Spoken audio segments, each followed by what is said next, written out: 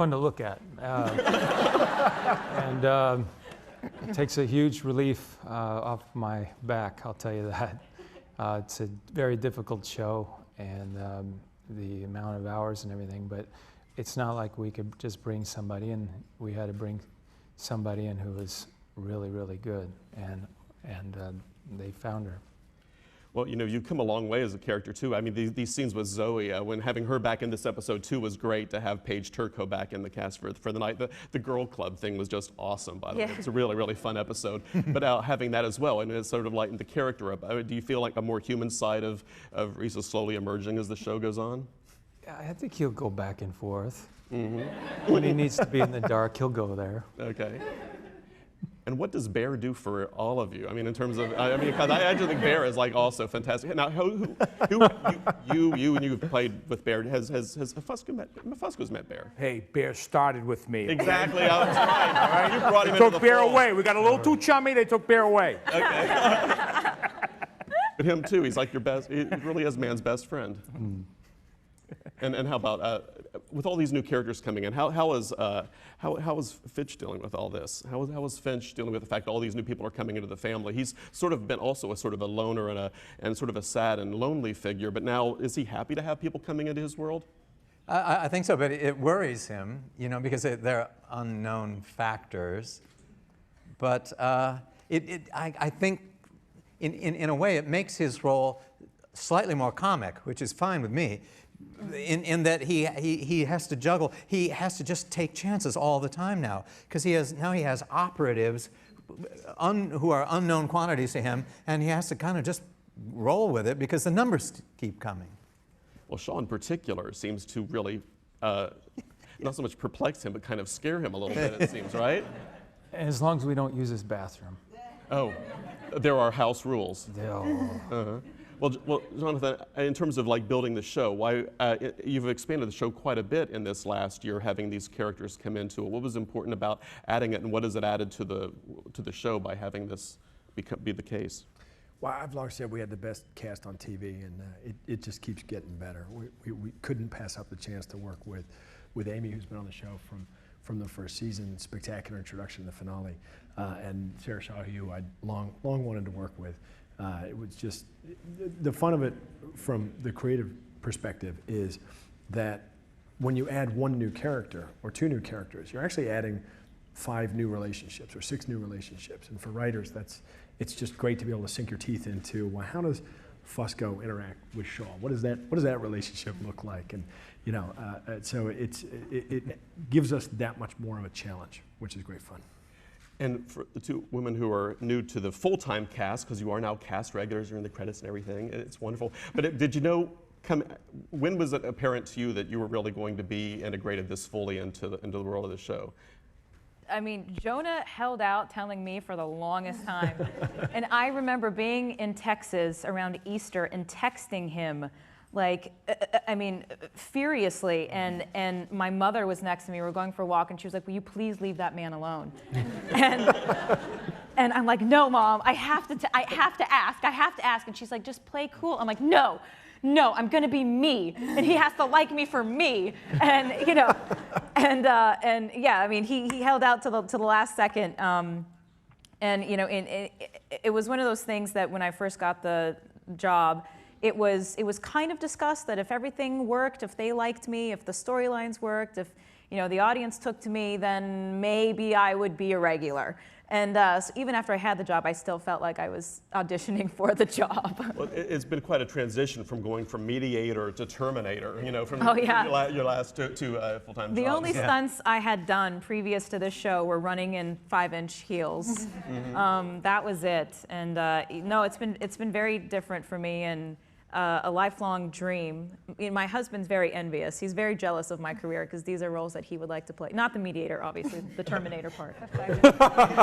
But yeah, no, she kicks ass, and I'm in love with her. They must love writing for you. I mean, the lines that are coming out of you in this episode in particular, the relationship spiel was brilliant. I just, you know, it's like, and I'm going to say this now, and to all of you, and in front of this entire cast right here, thank you, Jonah, for this role. Thank you to this amazing cast that I get to work with, and I feel like, you know, I mean, to work with these guys, my A game, it just is demanded of me, and I learned so much, and I'm so grateful. I'm so grateful.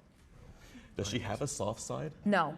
You know, it's one of those things where we do have an episode coming up where we have a Shaw flashback, and so we get to see how the machine that is Shaw was made, and there is a moment where, you know, there's a slight crack in her veneer, but that's something that we toy with very gently, I feel, because it really has to be earned. And with Root, I mean, is she crazy or just ahead of the technological curve? Yeah, that's good. Yeah. No, I think it's been interesting because I am not a computer person. I can barely check my email. So I have had to do a little research to kind of, sometimes I'll get lines and I'll be like, what the heck am I talking about? So I've read some books about computers and people who know about computers. And I started getting kind of more scared of my character because I started thinking maybe that she's actually the one who's right and it's not that she's so crazy. So. Well, it's like we'll see if everyone's wrong. Well, I love the fact that she thinks of people as bad code. You know, that's one of the great things about her. But you know, I love the fact also she calls the machine she. So where did that come from? And I think it was one of the things we wanted to explore in the third season was the idea that if you had created, as Michael's character has done, you know, a sort of a higher intelligence, it would have very complicated relationships. There's no reason why an artificial intelligence would have the same conception of relationships that humans do. They'd be more complicated than that. So we wanted to start to anthropomorphize that relationship by way of Amy's character, but also complicate it a little bit. Yeah, because, you know, why is she talking to her? It's like, what is going on? It's really quite, why does the machine favor her? Because she cares? I mean, are those the answers that we're going to get at some point? You're going to have to stay tuned. Mm-hmm. Are you happy to be out of the prison, out of the middle ward? I am happy. Yeah.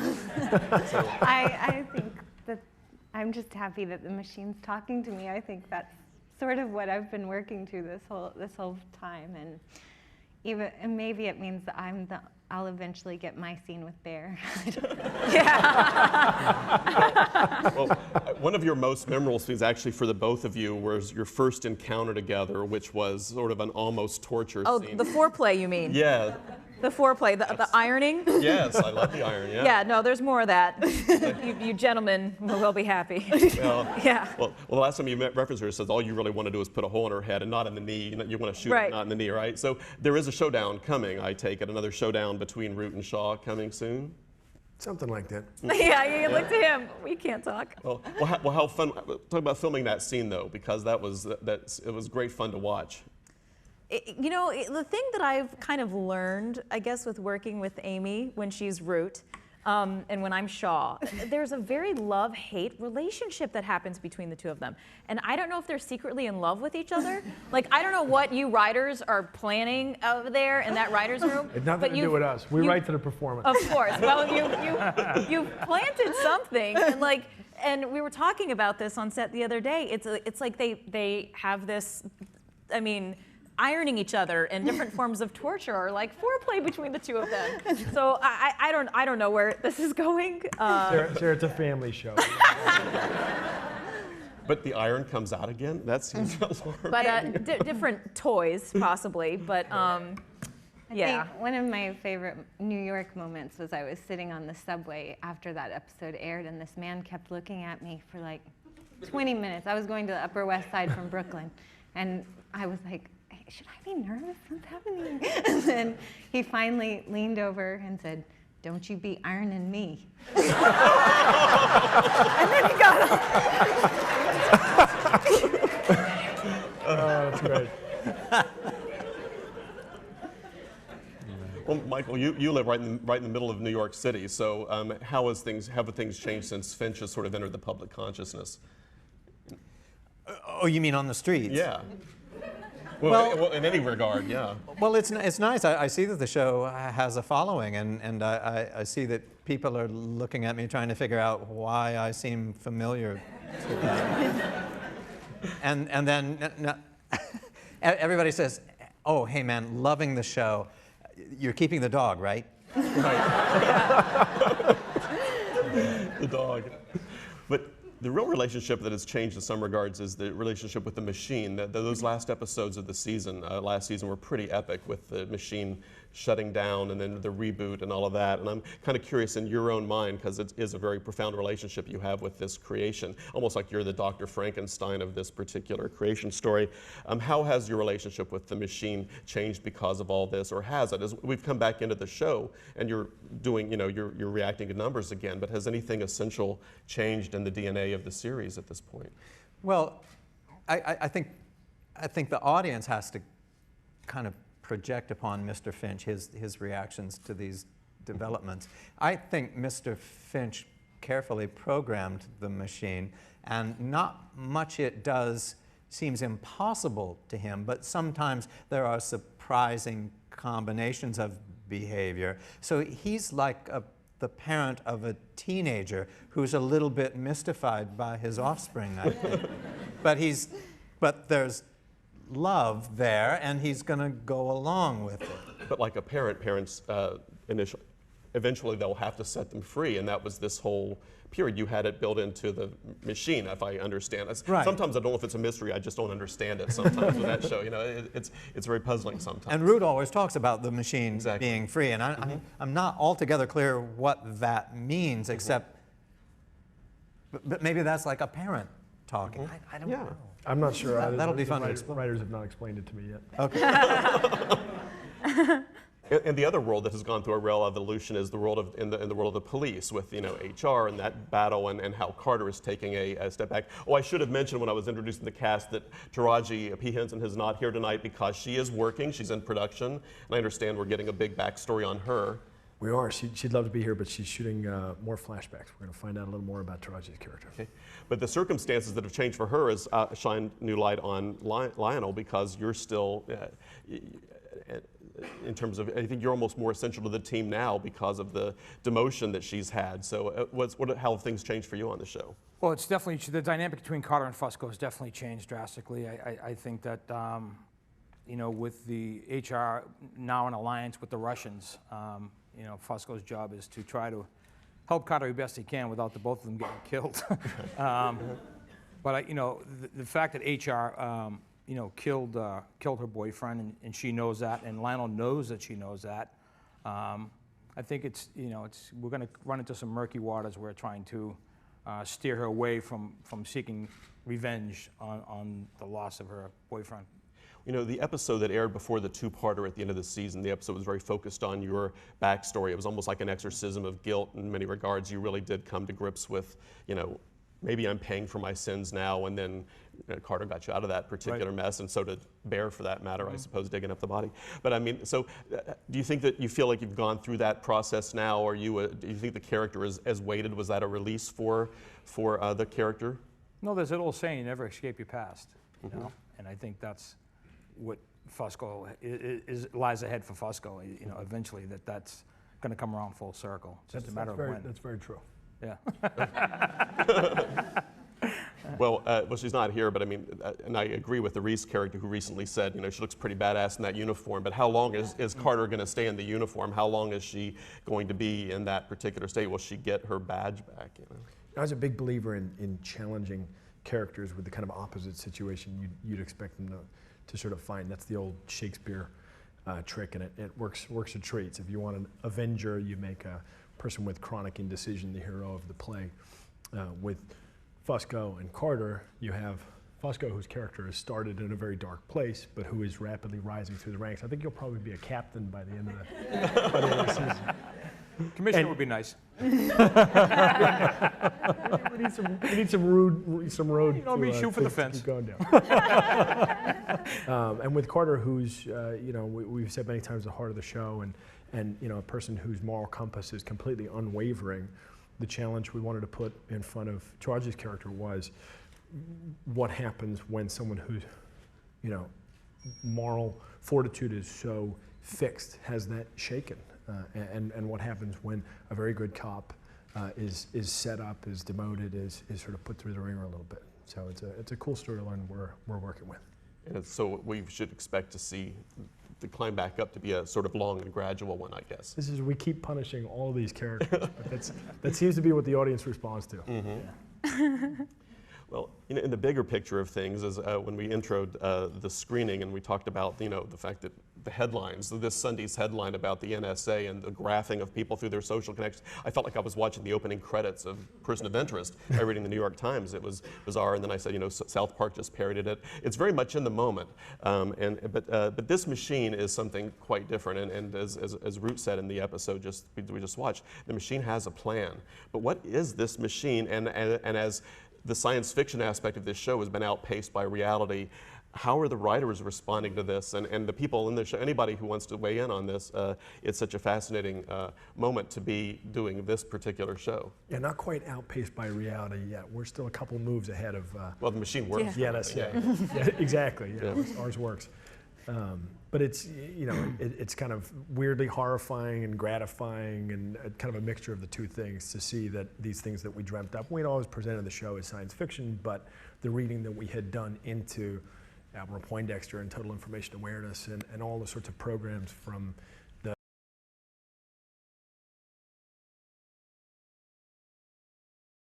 might imagine, unfortunately. But now are we to believe, because of what happened in those last episodes, that, the machine almost is feeling, if not human, somewhat sentient. this idea of artificial intelligence, this machine and the way it's responding, and it's talking to more people now. It's directly talking to Root. It's really, it's growing as a character. Well, that was, the idea was Frankenstein. Frankenstein. Mm-hmm. It is Frankenstein. Yeah. Now, we have yet to cast the machine, but we're working on it. Yeah. Well, you haven't cast Control. Is that a character that we'll be meeting soon? Not that you're aware of. Okay. It's a character we're kind of fascinated by, and we explored the relevant side of things with the episode that introduced us to Sarah's character, and we very much want to get back into that space and see a little more of that world. Mm-hmm. That seems fair. And now there were no flashbacks in the first episodes that we've seen this season, but clearly everybody's now getting into flashback mode again. Was there a reason why resetting this show? It was almost like a reboot for this season, it seems like, with the machine completely crashing and then starting back almost, didn't it say day one when it came back up? A literal reboot, yes, indeed. And we had so many questions about where we left things from last year that we fully didn't intend to answer anytime soon, but we had to cover some of that ground and take another look at all of the new complications and relationships. But we will be, one of the things that I've loved about working on this show was the opportunity to explore the characters, not just going forwards, but also going backwards and finding more and more out about Reese and Finch and all of our characters. They've still got lots of secrets left. Well, that's good, because I think at the end of the season there was such a feeling of completion with the story of Nathan and Finch, and even Grace for that matter, because of the events that we saw unfold. But there's clearly much more. Will we see Grace again? I certainly hope so. Although Carrie Preston very, very busy. Oh. Very busy. And congratulations, by the way, for her award for the Good Wife. That was lovely. What a great character. We like her back. But I guess because of that, there is so much to explore. I'm kind of curious if anybody on the panel are there still mysteries in the character? What's the most nagging thing that you would love to know about the character? What makes them tick? We've gotten quite a bit of reveals about Reese and Finch up to this point, but even just a week ago you said you wouldn't tell him why you enlisted in the Army, because you're a very private person. I think Reese said that himself. But are there mysteries about the characters that are still nagging at you? Is there like one particular thing you would love to know? You guys are not required to answer that question. Well, I think there's a lot of black and empty space in the life of Mr. Finch. We don't even know his real name, and we don't have any idea what his transformative moments were yet. But I assume that's clever writers pacing themselves for big reveals down the line, wouldn't you think? We even have flashback material that we shot but have never used. That's right. Which will be building a repository. Interesting stuff when you see it. Because we're all getting older. And One last thing about the show itself is that it's such an, I always refer to it as a procedural plus. You know, it does have that element of you are solving cases, but there's so much more to it. And actually, just even trying to prepare for this, I get going down into a wiki rabbit hole because there's so much more to the show than you think there is. And I keep wondering, because it's so different than much of what else is on CBS, do they ever like tell you, simplify it, dude? or you know. We have our moments, but the network from the very beginning has been incredibly supportive of the direction we took with this show, because I think they see, and you know, I've heard this phrase thrown around a lot in the last couple of weeks with the finale of Breaking Bad, that we're in the sort of golden age of television, and I absolutely think from a writer's perspective it's the case. It's just an incredibly diverse crop of amazing shows out there. I always loved and responded to the self-contained story aspect of television. It's what I grew up with, whether it was shows like Hill Street Blues, or Magnum P.I. or The Equalizer, but also, you know, shows like The X-Files, which to me were capable uniquely of telling an entertaining story with a big beginning, middle, and end. And there's a great tradition of that from the Twilight Zone onwards, and it's a great challenge to try to tell a compelling story in 43 minutes. But also, as the X-Files kind of pioneered, spin out a larger and more complicated universe, one episode at a time. It's very, very difficult for the writers, but it's great fun, hopefully, for the audience. Because the fear is, will it swallow the show? You know, how do you keep the show going? So it's really tough. But I mean, you've made the show more, just this week we are introduced to yet another out there threat, another organization out there, and Finch saying things are going to get more complicated, and you're going, oh great, just what we need. But it makes the show more fun, right? The writers actually get